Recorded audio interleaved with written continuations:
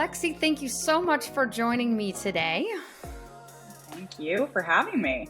Yeah, I'm excited to have you here. This is something we haven't really talked about yet on Cohesion is pay, and you sort of live and work in the epicenter of pay and salaries, and so I'm super excited to dive into that today. But I do just want to actually just jump right in here. There's been a lot of talk, especially over the past few years, about pay transparency, right? As I travel, I see billboards that say, like, if the pay is so competitive, then why don't you tell us what it is, right? Pay is just becoming so much more talked about as employees are looking for roles. And what we've seen is this has been a taboo subject, we being employees in the past, and now it's slowly becoming encouraged and even demanded among employees. Growing up, I always heard, don't talk about pay, religion, and politics. And as we all know, all of those are now very, very front and center. So what is this trend towards talking openly about salaries? Yeah, it's so interesting. I think it's a combination of a couple different factors. I think there's, some of the obvious, which is, the last kind of year or so, or a little bit longer than that, there is emerging legislation, right? So you look at states like Colorado and California, Washington State, New York, all of those have really passed that kind of pay transparency legislation. And I think, that generates more discussion. I think it also generates kind of more availability of pay data just in the public domain. You look at technology and you see all of these different companies. I think you're talking about offers really publicly. People are trying to figure out kind of, is this offer that I'm getting the right amount of money? Is this my value within the market? But I think that, that's almost generational a little bit. You look at millennials and Gen Z. I think especially Gen Z, you've seen kind of a real challenge in pay, like challenging pay secrecy, and really pushing for that transparency. I look at trends on, TikTok or any of those, Salary Transparency Street. We're really just talking about it in more tech forums, social media, all of those things. I think that's generating so much discussion. I think even at a higher level, there's just this interesting, HR and compensation as an industry has gone through this continued kind of evolution, especially the last few years. You look at what we went through in 2020, right?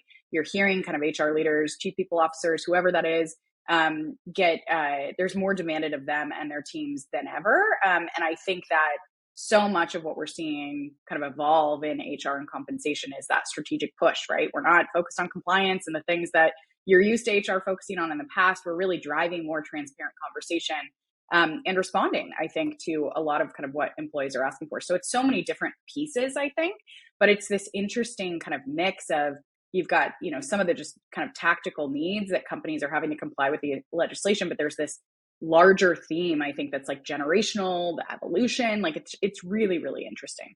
Do you have any understanding why, with all the research you do at Payscale, why employees haven't been comfortable? Why would they still aren't comfortable talking openly about salaries? Yeah, we don't have, specific kind of research in terms of percentages, but I do think there's, historically kind of that culture of pay secrecy was so fostered, right? Like in the workplace. And I think that really stifled open conversations about pay. I go back to exactly what you said, right? It used to be a thing not to talk about compensation and how much money you made, and anything like that. If you go all the way back, I think there used to be kind of pay secrecy clauses included in people's employment contracts, and part of organizational policies that really prohibited people from disclosing pay, or talking about kind of what you might earn compared to other workers around you. So I think under any conditions where disclosing how much you're making or you're earning could lead to disciplinary action within your company, those things are scary. And I think that really impacted kind of the comfort level of people talking about or not talking about salaries internally or externally. Yeah. So let's flip that script a little bit. Job candidates want pay transparency, right? I want it. I'm seeing it all over Reddit and social media.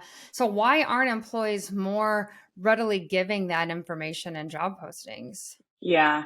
I think there's a couple things. I think, if I had to do it, like the headline is, I think it's hard, right? I think there's a heavy lift. It can be really time consuming and costly, I think, for companies and organizations to figure out getting their house in order to be transparent, right, about having those conversations. I think there is a fear, like just an inherent fear that, companies can't compete maybe with larger companies that might offer larger salaries, right? You look at some of the big tech companies that can offer some of those big dollar amounts. I think companies are scared, right? What if I list something and people are like, no, there's no way I'm going to apply anymore because I'm going to go for kind of a larger dollar amount that I know these other companies can offer me.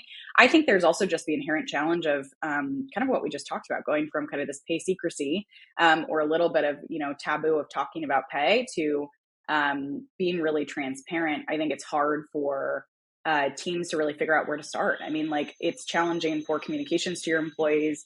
It's challenging to explain those decisions. It's a challenge, internally, I think, to educate. And I think, HR and people teams are trying to figure out where to start, right? And some of it is getting like buy-in from the rest of their executive team. Some of it is, a real plan to kind of educate leaders, educate your employees. We've done a lot of that internally, which has been super interesting, right? Both with kind of what we do as a company and kind of driving compensation, but also just the questions. You've got to feel really comfortable saying you don't know the answer or you haven't done that amount of work yet. And you got to be comfortable kind of, it's going to be an uphill battle, I think, for the companies that were really in a place where they weren't transparent before. Yeah. Yeah. Maybe it is some of that generational people leading the companies are still in that mindset of like, we don't talk about it. We don't put it out there. Yeah. So you work at Payscale, right? For the epicenter of pay data and understanding, pay. So what is Payscale doing to help this trend towards better pay transparency? I think there's, I love this question. I think there's probably two things. There's probably like the employer and kind of company lens, and then there's probably the employee and candidate lens. For employers, from a company perspective, Payscale's real mission is kind of, we are the leading provider in compensation data, software, and kind of services, and helping organizations really kind of drive to understanding their compensation data, how to pay their employees, how to think about their compensation strategy. But we have a platform, right, that enables kind of organizations to evaluate those comp strategies against the market, standardize any of those practices around pay. We've got, 10,000 plus customers. More than half of those are of the Fortune 500. We price 27 million jobs annually. It's really interesting, I think, all of the things that we offer as kind of data, software, and services. From an employee point of view, one of the things that we offer is we've got this salary survey, and it's a free online salary survey where employees or candidates can know their worth in the market. So they can go to our website, they can plug in anything about themselves, their years of experience, their certifications, anything like that. And they can ask the question, like, what should my offer look like? What's my value in the market? And I think there is, something really powerful there. If we look at our website, we've got, I think, close to 100 million visitors a year who kind of pay scale it, right? Like, they're pay scaling themselves. And that gives us a really kind of good, wealth of a crowdsourced database where it's kind of one of its kind. And we've got, I think 65 million salary profiles. So we've got kind of both the flip of, we're helping companies figure out how to talk to their employees and really ground in that market data. But we're also helping employees figure out, where to start, what data should they be looking at. And part of what's so hard about this conversation is just knowing where to begin, and knowing the data that you should anchor the conversation to. Yeah, it sounds like I have to guess that a lot of the listeners right now are on payscale.com, plugging in their information. I hope so. Go Payscale yourself. Yes. Yeah, sure. We did turn that into a verb the way like Google is a verb. Like, go Google it. Yeah. I'm applying for this job. Well, did you pay scale it? Yes. I love this. I love it. I'm going to make t-shirts, I think. Payscale. Yes. That's a good way to get your brand out there and get on that web, get people on the website. So you work at Payscale, which I think is awesome. It's, to be in the epicenter of pay transparency data and just the paid data. Tell us about what you do there. Yeah. So I'm in the chief HR officer role at Payscale, which I like to say gives me the best job. I have the job of focusing on our people. So I've got, a great team of folks on our people team who they wake up every single day thinking about our internal employees, and thinking about, how to make their employee experience better. I think about my job is, I'm really focused on understanding how to engage our employees, how to make sure that their employee experience all throughout their journey, whether they're just getting started with Payscale, whether they're, well on their way, maybe they've been with us for a few years now. How do we make sure that we're giving them different experiences on their journey that give them different tools that they can use, kind of whether or not, they're sticking around at Payscale for kind of the long term or moving on to whatever that next opportunity looks like. It's interesting. I'm coming off obviously of a conference with a lot of other CHROs and, chief people officers. And we talked a lot about there is a change in the industry. Employees don't stay at companies for 30 plus years anymore. Like that is definitely kind of a generational shift. So that means the core job of, heads of HR, heads of people teams is to really make sure that the time that they spend with the company is meaningful. It gives them really powerful tools, ways to like learn new skill sets, develop in different ways, and make sure that they have a great experience while they're with us, but that they can really use that down the road in wherever kind of their career will take them next. So I think that is, the core of kind of what I wake up every morning worrying about and thinking about.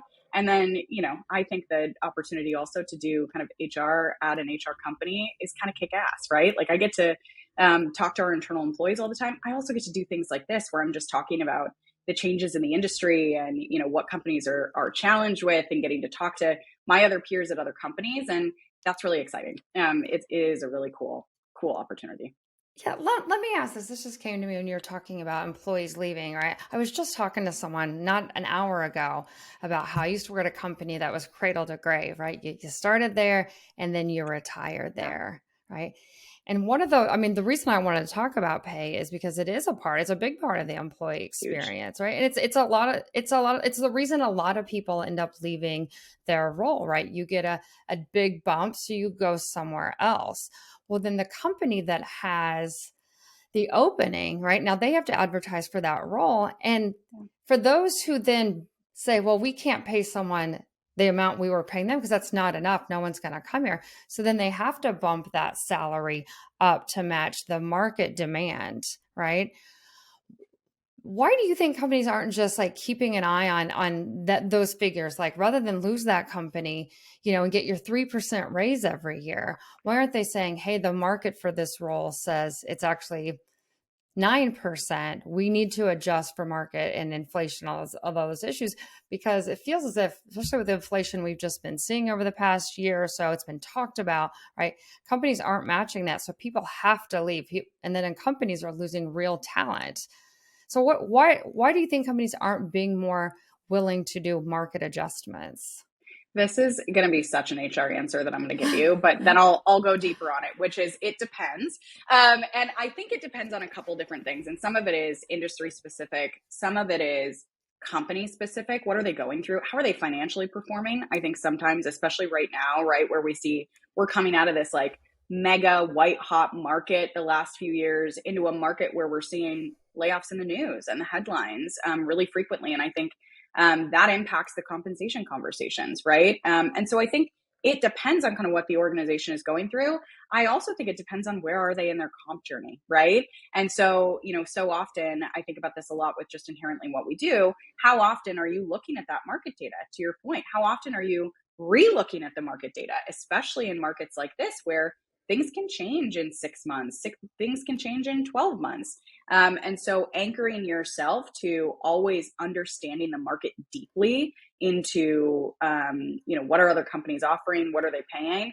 Feeling really comfortable that you can be transparent and explain your comp strategy, which means maybe you don't pay the highest in cash, but maybe you've got some other really great offerings. Like maybe you've got a great 401k match or, things that could really weight differently in kind of the choosing of what people are looking for in that next role. I think it depends on some of those factors, but I think at the core of it, I would say companies need to get really clear on their comp strategy. They need to know that market data in and out and be able to have those really open conversations with employees and candidates. And if they can't, they got to start there. Because to your point, I think with all of this data being so available, people are starting to understand what other companies are paying. And they're asking the tough questions, right? What is our comp range? Why am I paid, lower within that comp range? when do I get a raise? What is a market adjustment at this company? And so I think, I always say, like, my team is, I always say the data will set you free, but it's true. Like, I think that, especially that market kind of compensation data, there is so much there that should be your anchor for everything that you do. I want to use something you just said to move into story time. Welcome to story time. Story time. Let me tell you a story. You said employers need to be comfortable talking to candidates, right?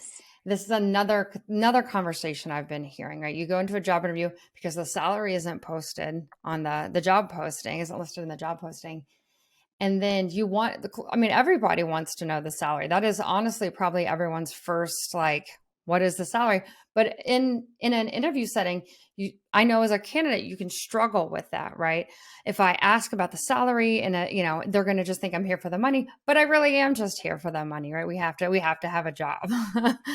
Yeah. So help me, walk me through how we can, for all the people listening, probably will be job hunting a few more times in their life. How do you have that conversation at an interview with an employer who didn't list that salary in the posting? Yeah, I think some of this goes back to, what we've been talking about. I think the shift from kind of the secrecy into kind of the full transparency, but it's uncomfortable regardless, right? If you are talking to an organization and you're in kind of those initial interview stages, I think you can say, I'm really excited about the opportunity to interview with this company. If and when we get to a place where we're discussing an offer to join within this position, I just want to know, what are some of the things that you as an organization think about it as it relates to an offer? What do you think about in terms of compensation? I think leading with curiosity and leading with that curious approach of just asking the questions is a fantastic place to start. And then, again, having that data in your back pocket so that you can reference it and really understand for yourself, what is the market valuing for this role? And what am I as a candidate willing to take or not take? What's important to me? And what are some of those driving factors? Depending on where you are in your life, different pieces of that rewards package could be important to you, right? If you're buying a home for the first time, it could be really important to really index heavily on cash. Whereas if you're at the stage in your life where you're starting a family or you're thinking about expanding your family or any of those pieces, you could be really zeroed in on leave benefits and what's the leave policy and what are some of the benefits that you offer to first-time parents or maybe people that are thinking about expanding their family. There can be different levers, I think, within that package that can be really important. And so starting with, I think, the curiosity and the question of really understanding where they stand from a company point of view can be a great place to start. Yeah, I was thinking about that because I heard you say earlier about use the word total compensation package. And I know personally when I was younger, just getting my first job or two, the pay was the most important thing, right? Yeah. And now that I'm, a little bit older, not much, I really do look as a total package, paid time off, benefits, 401k, and pay as bonuses. So just thinking about that, you'd mentioned a few there, but are there any others people should be thinking about when evaluating the pay and the total compensation packages? Yeah, absolutely. I think the ones that kind of stick out obviously are base pay, right? You should be zeroed in on kind of the base pay compensation. I think there's the other kind of cash components like bonus structure. So is there an annual or a quarterly bonus offered? Maybe if it's a sales position, right? What's the commissions plan? What can I expect from a commissions plan?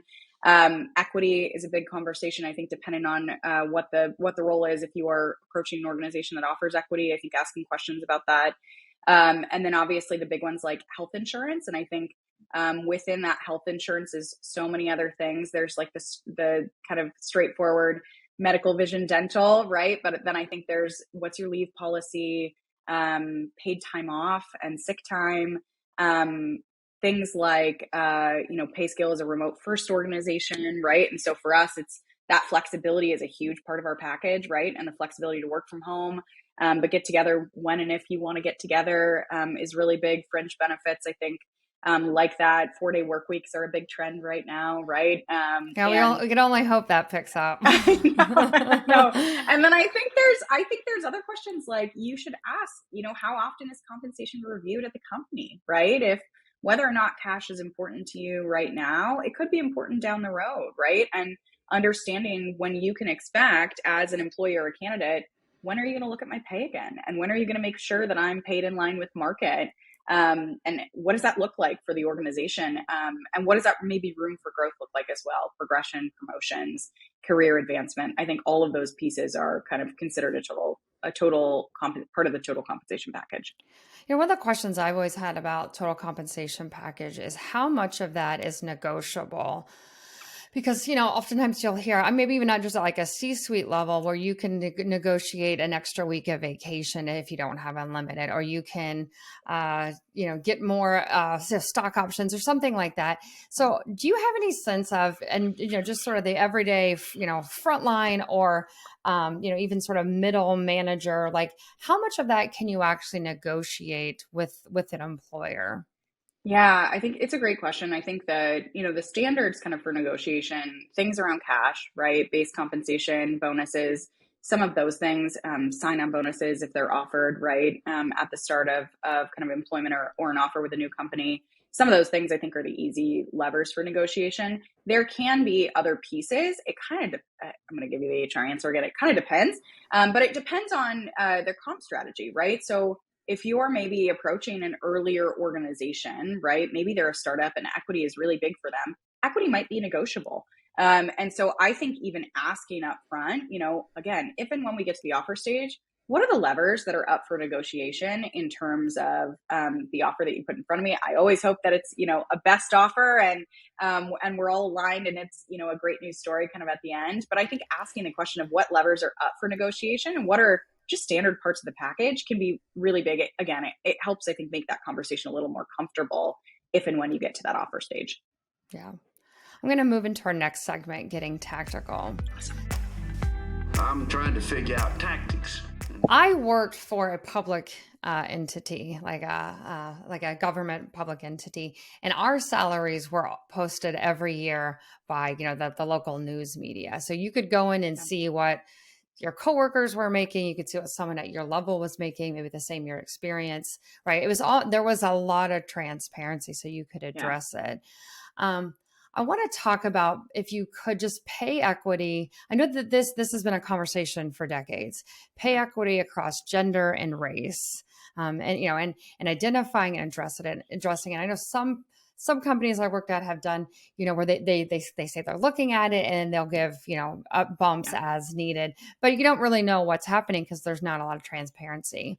So can you talk about what that looks like if companies are doing it, and what, how you would figure that out if you feel you're maybe not being paid equally to someone else, just maybe based on race or gender? Yeah, it's a great question. I think such a relevant and powerful question with where we are on transparency, right? I think first and foremost, I think organizations are talking about it. I think they're trying to figure it out along with transparency. Seeing a job range in a posting is great. What are you doing with that job range? Who is in that job range at the company? How are you deciding where someone is in that job range? So I think companies are thinking about it. I think that, there has always been pay equity has always been a part of organizations, but I think it's been a little bit more behind the scenes, to your point. Some companies are really comfortable being super transparent and publishing, maybe annually or biannually what those pay equity results are internally with the company and their commitments to, closing gaps, to fixing things, anything like that. If you are a candidate or an employee, you should ask your organization what they do about pay equity. How do they think about it? What's their commitment to pay equity? And what steps are they taking? I think if you are listening to this call and, you have a question around how you stack up to someone in a similar type role, you should start by asking the question, whether that's directly to, your manager or your leader or your HR team. How do you think about pay equity at the organization? But specifically, how do you think about my pay? And what are some of the factors that go into determining how I'm paid? Is it the years of experience I have? Is it my skills? Do you pay for performance? And how do those kind of equally weight to, a merit-based increase or a promotion process? So I think really starting to understand what your company is doing, how they're thinking about it is key. I think asking about your own compensation, what are the factors that go in to kind of making those compensation decisions? And then if you think that there's a challenge or an issue and you're worried about it, or you find something out that makes you uncomfortable, whether that's based off of gender or race or ethnicity, find your HR team and have a really open conversation.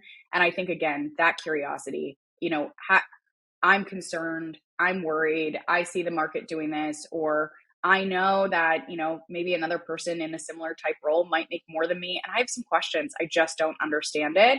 And I want to understand what the answer is. I think, again, going back to kind of the theme of our conversation, right?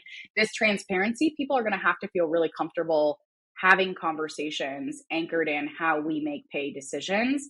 And, if you are an employer or a candidate kind of listening in, having that curiosity, having those open dialogues and conversations with your manager, with the HR or people team at the company is a really, really strong place to start.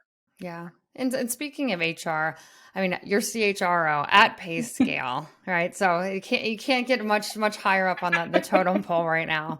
Let's speak to our HR and internal comms folks listening. How do we weave pay transparency into our employee engagement and communication strategies? Yes, I think feeling comfortable that pay transparency is a journey and not a destination, which means you don't have to have all the answers right away and things could change along the way. So I think, I'll use an example internally to Payscale. We've gone through so much change in the last few years. I joined in August of 2020. In 2021, we merged with Pay Factors, which was, we went from 300, I think, to 600 overnight.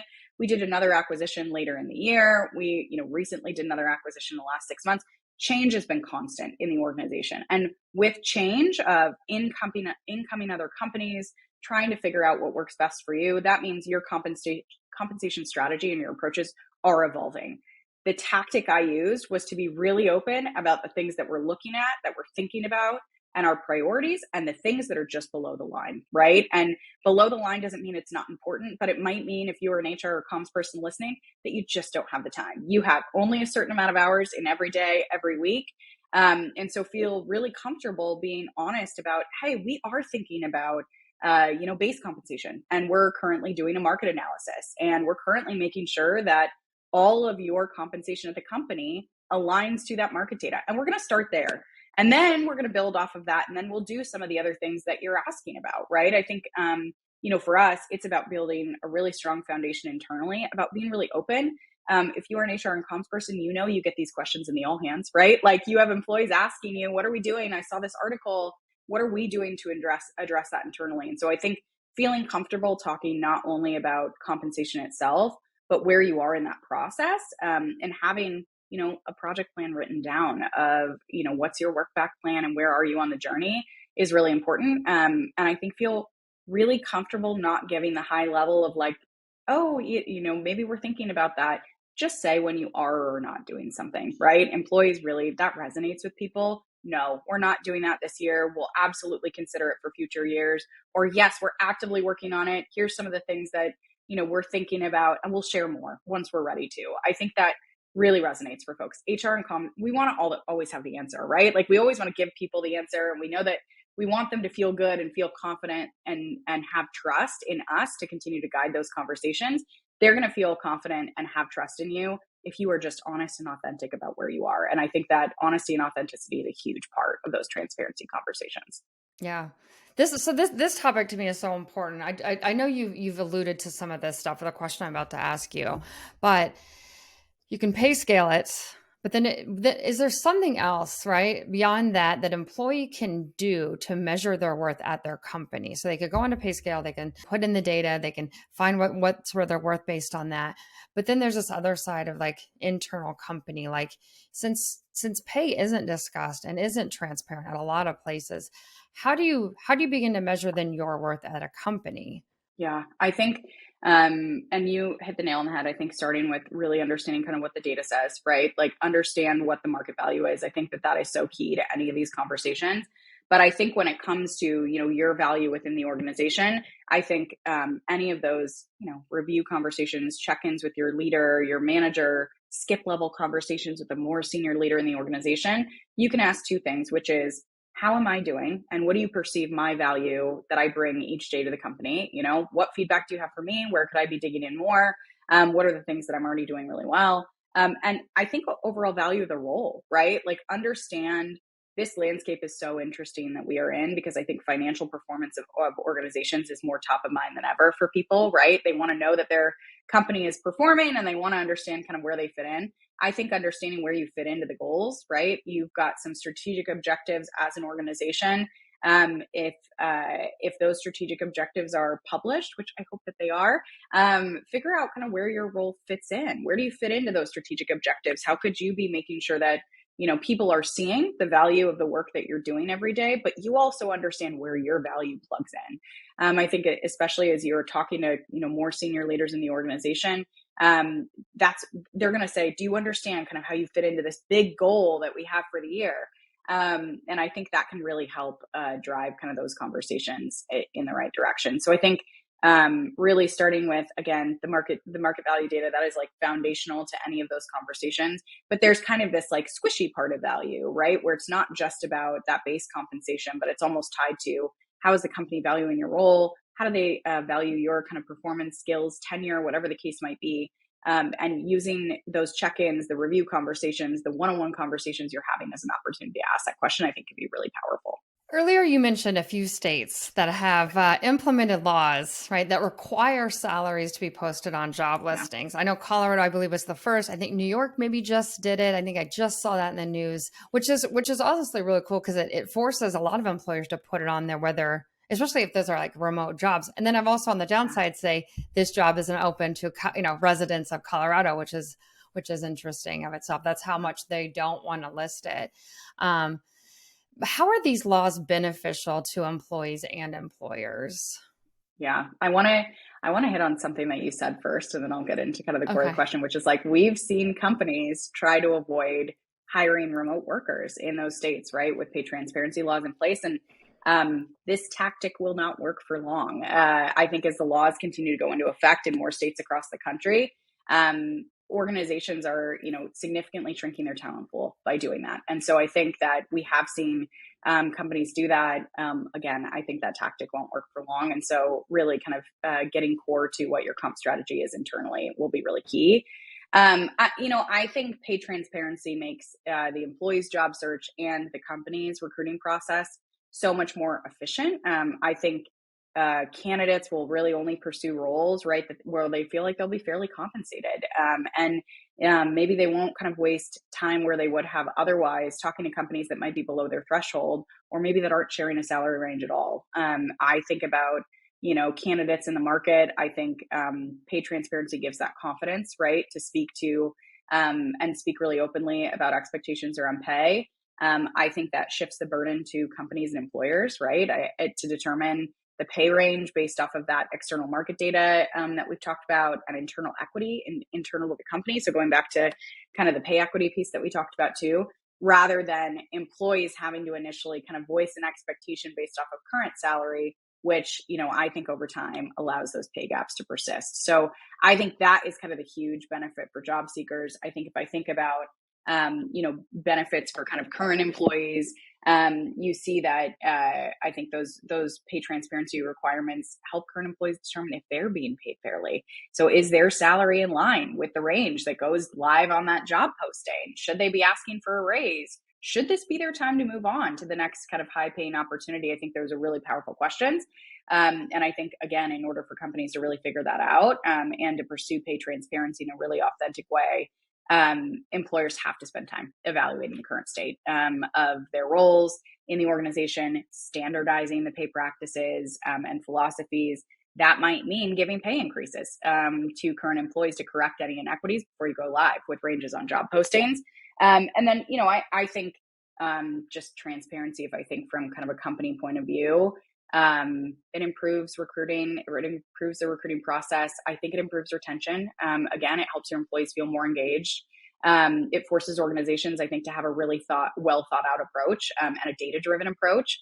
And that means that, compensation ultimately is more fair and it's more proactive than reactive. I think so much historically, there's so much kind of reactivity in this space instead of kind of a more proactive approach. And I think overall we're starting to see that pay transparency and just transparency in general has been shown to have a positive impact on job satisfaction, on engagement, on, overall productivity. And I think that's tied to an inherent trust, where when you're, a little bit more transparent, there's more trust built with your employees and within the organization. I think it's so powerful. I just think it is such a powerful concept. Yeah, I think that that's an interesting call out.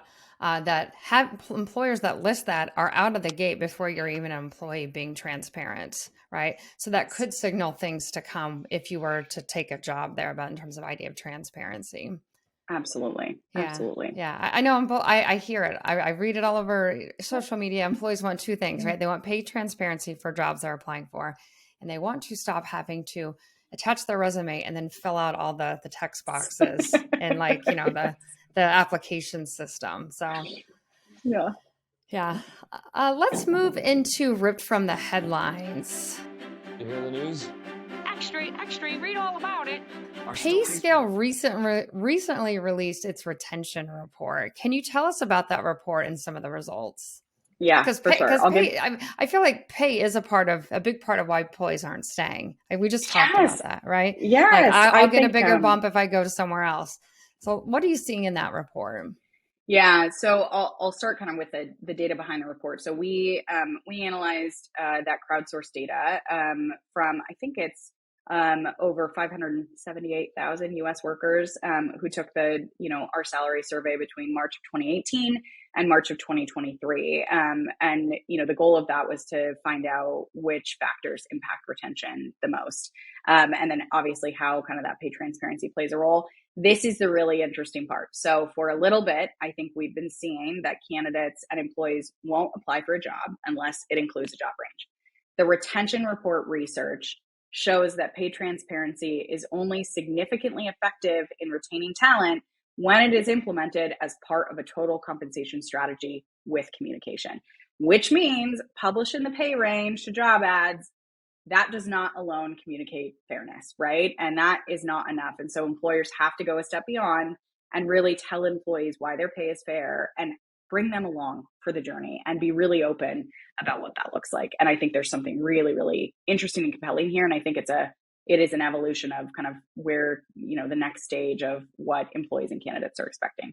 I want Payscale to buy billboards all around the country and just put that fact in there, right?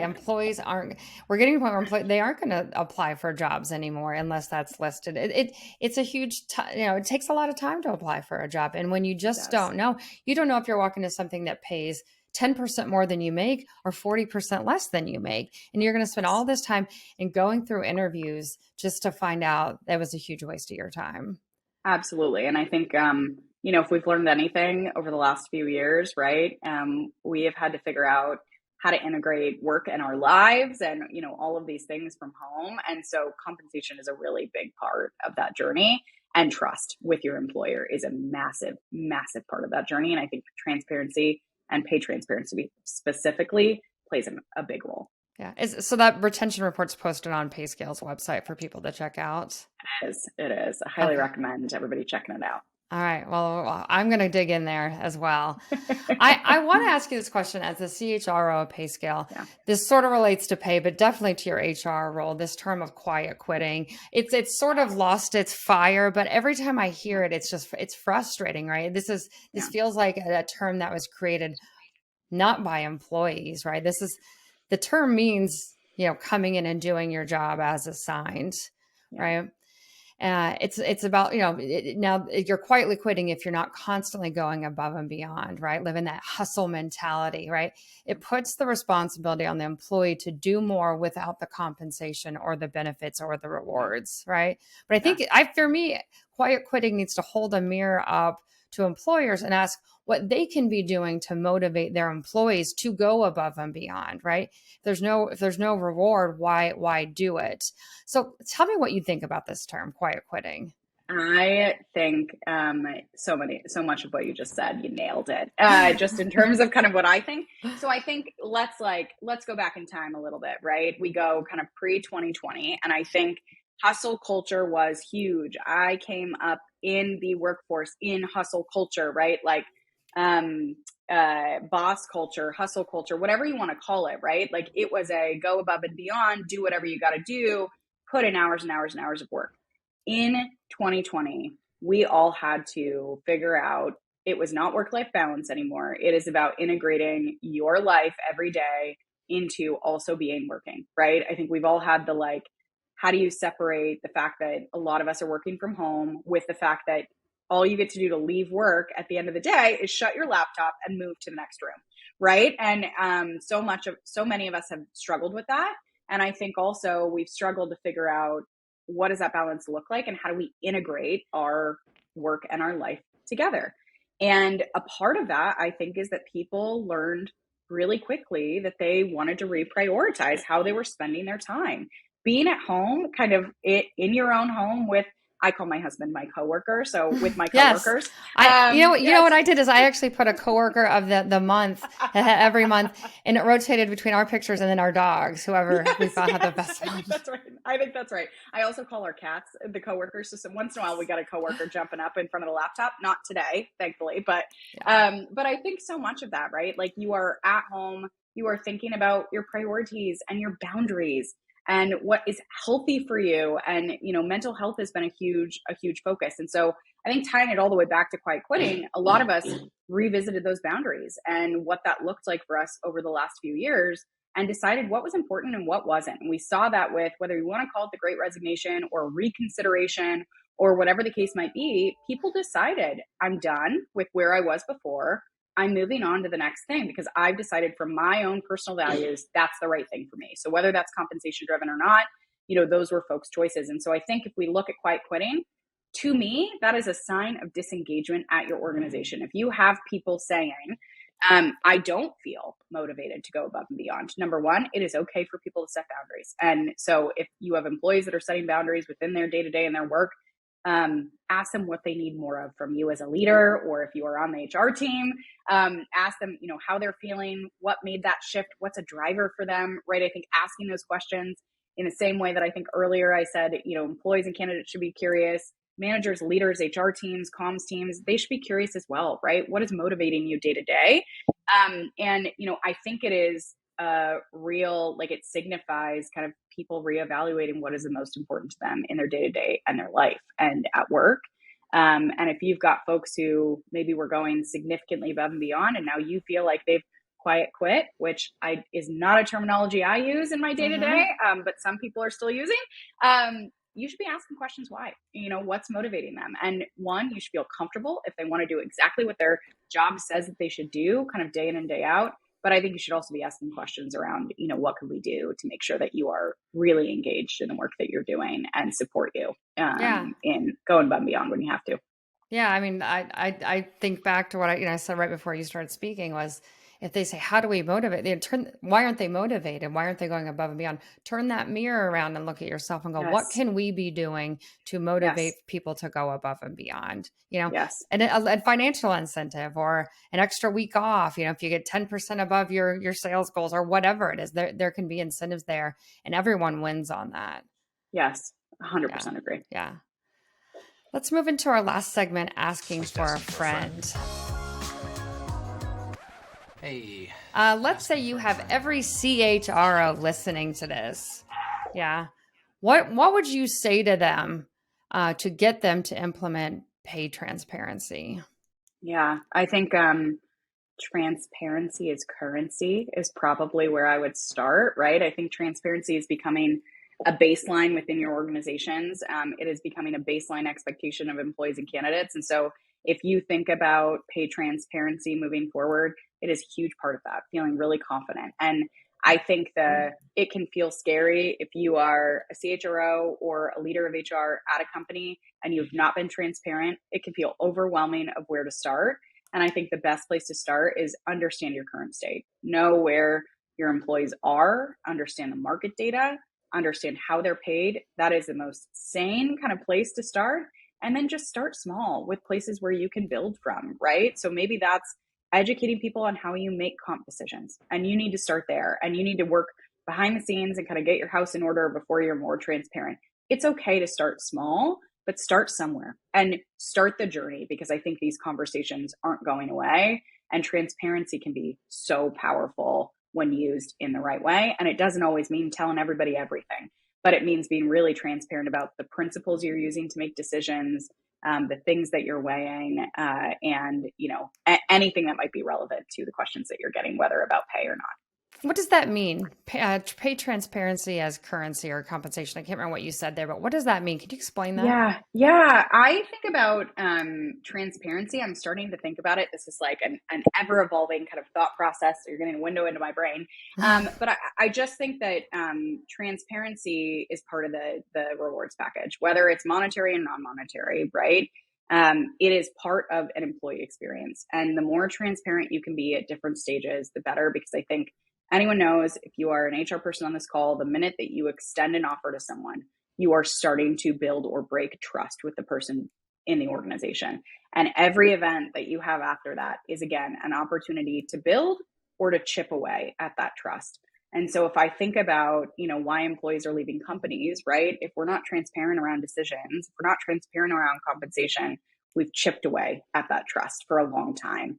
And, people leave companies for a lot of different reasons. I think we are still seeing compensation as one of the major factors of people leaving. And if you haven't built up kind of that, currency with your employees, you're missing an opportunity, I think, to build and maintain and sustain the trust. Wow, this has been so amazing, Lexi. I just have really enjoyed talking to you. I've learned a ton, and I really hope that all of our listeners maybe listen to this more than once. So really take a lot out of that. Thank you so much for coming today and talking with me. Before I let you go, is there a place where our listeners can find you and maybe reach out if they want to follow up? Yeah, absolutely. Please reach out on LinkedIn. LinkedIn is one of my primary kind of social platforms right now. And I am just Lexi Clarke on LinkedIn. Clarke has me on the end. And then you can find kind of anything about us at Payscale, payscale.com, at Payscale on Twitter. And then Payscale is on LinkedIn as well. Yeah. So follow along for our journey. We're posting great, snippets and ways to stay up to date with anything that's evolving in the compensation and reward space. Yeah, it sounds like Payscale should be, we go to LinkedIn to find jobs or Indeed or wherever, and then we should go into Payscale as we're applying to evaluate pay. Absolutely. I'm going to start working on my Payscale t-shirt as soon as we get off of this. I want one of those. I'll represent the Midwest. I'll get it out there in the Midwest. I love it. I love it. Yeah. Thank you so much for joining me, Lex. Thank you so much for having me. It was awesome.